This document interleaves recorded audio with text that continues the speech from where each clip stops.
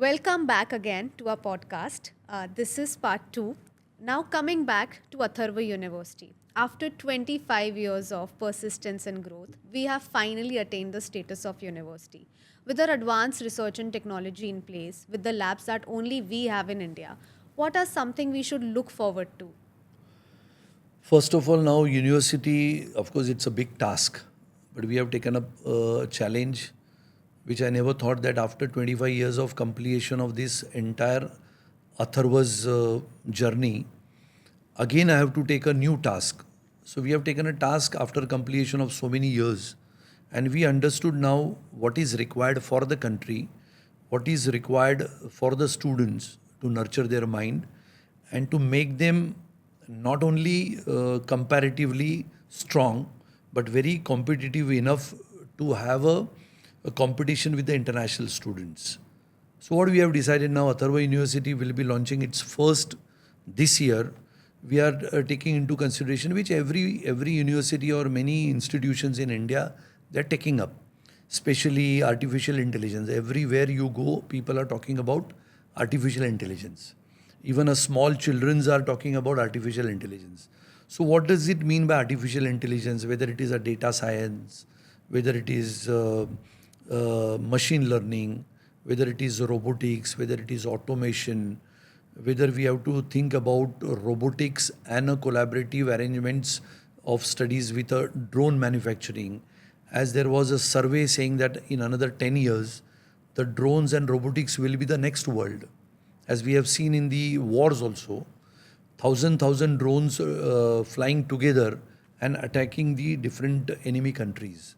So the time is changing. So we have taken the course in a very systematic way. The systematic way, that means we have done a lot of studies, research by our team, taking a particular course, taking its curriculum, whether it is 30 months, 40 months, 48 months, and then how to make a student's industry friendly, or say how he should be either entrepreneur or a material or a product which would be required by the industry, and a time machine. Again, if you could see, the industry are always waiting for the new generation students to come up. And Atharva has got a long history of about 27 years of making engineers and giving it to the companies like Infosys, Capgemini, Mastec, Mahindra British Telecom, Accenture, you name it. The all big companies have been taken students from Atharva College of Engineering, including TCS. So the companies like engineering, companies like international arenas, everybody is waiting for the new generation engineers. So Atharva University will be having a lot of cutting edge technology, a very powered research syllabus, and industry oriented courses and an internship every year. See, what happens is in Atharva College of Engineering, which is a Mumbai University syllabus. So we cannot alter, we cannot add, we cannot delete, because of course it's a Mumbai University, which is a well-known university all over the world. And of course it has got its own charm, own beauty in terms of designing the syllabus. But what we could do or what we are doing is we are doing the syllabus what industry wants. What could be the future? Say we are in 2025. Say 25 students, 25 batch students will be going out in 2028, 25, 26, 27, 28.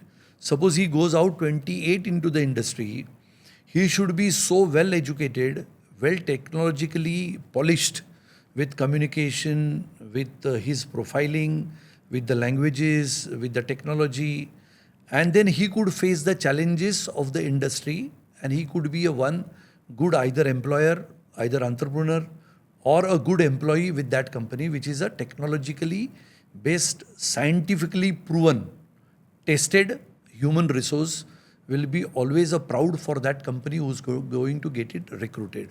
So there are many areas what we are touching, means the students to be taking the first year, how the first year could be, how many months their test could happen, their technological advancement, the courses, the branches, what we are taking as comparative to universities of MIT in New York, or in, say, the technology based in Canada, technology based in Germany, specialized into the future technologies. So all those things taking into the consideration, the Power Pact program as a curricular or a syllabus have been designed by the research faculty members. So Atharva University will have a lot of advantages, many advantages, which you could say related to the internship. What normally we do internship is into the fourth year, but here we could do the internship every after completion of first year, then every semester. Like how in international areas they have every semester they have internship.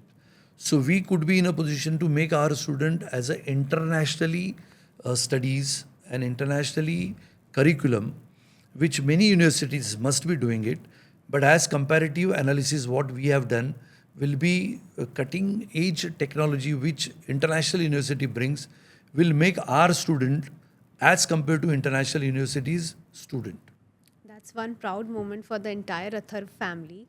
And this being the very first year of Atharva University, what's the vision and expectations you have for the students and from them at the same time? As I have said that there are many points. Means academic diversity across emerging fields. Means especially when we talk about emerging fields, when we look into the areas of artificial intelligence, of ML, machine learning, which I have explained to you people that machine learning is not only machine learning by way of robotics and drones, but there are so many machines. Whether there is in electrical engineering, automation, if you go into the data analytics, it is again the data scrutiny, data, how to gather the data, how to churn the data, how to synchronize methodology of systemized data analytics. Then there are so many other areas where you could go for emerging areas, where we talk about innovation, research and technology. When we know that innovation means what, we are making the programs. The programming is very important, whether the software programs, hardware emerging areas. And innovation means innovation has got no boundaries. Means suppose we think about space technology, or radar technology, or wireless technology. When we have seen, when Sunita Williams came down from the space, the 7 minutes her contacts have been not been seen by anybody. That time only electronics wired satellite antennas could be able to track those devices and her communication, which has been innovated by Atharva also, where we are doing the innovation. So innovation means what? The content of AI, means artificial intelligence content, whether it is augmented reality or virtual reality, which is not available. When you buy a Samsung headgear, you could see only the fishes are moving into the sea. Those are the content are available. So the content making is one of the deadliest and the most research advanced technology which Indian students should do. And content has got tremendous demand in the international market. If you take into the consideration the space shuttle, how to repair a space shuttle? We cannot go to the space. So space shuttle in a VR mode, or a space shuttle in AR mode, or the cross reality, we can do AR and VR together. We have to repair the space. Means the students have to understand, while using VR headgears, you can go enter into the space, or you can learn space shuttle. But to get it understand or get to know how it happens, they have to have a mixed reality. Or you take gaming. Atharva University will have the gaming division, where we'll have the gaming, the students will develop the games. Student will develop the humanoid robots. Students will develop the small robotics as well as the drones. So if you take into the consideration the gaming division, the students can develop games utilizing the next technology. And these all technology, when students will use, they will become either developers, they will become entrepreneurs, or they will work with the companies which are very specialized. I am sure that students are looking forward to it. And before I wrap up, there's one debatable question I would like to ask you. As we all know, at the global politics, Donald Trump recently implemented few policies for the immigrant students.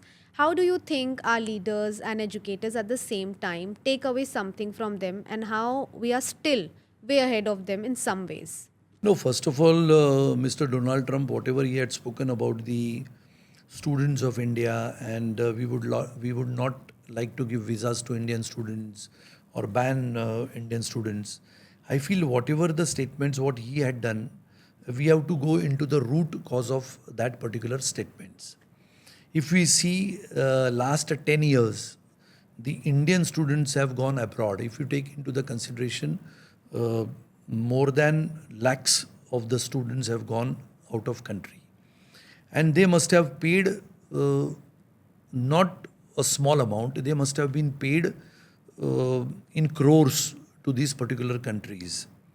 So what those countries have got means the report which shows that 10 lakh 76,000 crores have been paid by the Indian students to the foreign countries, especially to the US in last 10 years. If you take into the consideration the budget of the states of India, means Indian states budgets are 4 lakhs, 5 lakhs, lakh crores. The Indian budget, the India's budget is something around 56 lakh crores. Just imagine last 10 years, the Indian students have gone abroad to studies. They should go. It's not a wrong thing that they should not go. They should go. But just imagine the calculation what Indian students have paid is 10 lakh 76,000 crores in last 10 years. And those 10 years, if you think, if we could have established that 10 lakh 76,000 crores in India, one IIT which has been made by any government requires in today's age, in 2025, if you want to make one IIT in India, it requires 2,820 crores.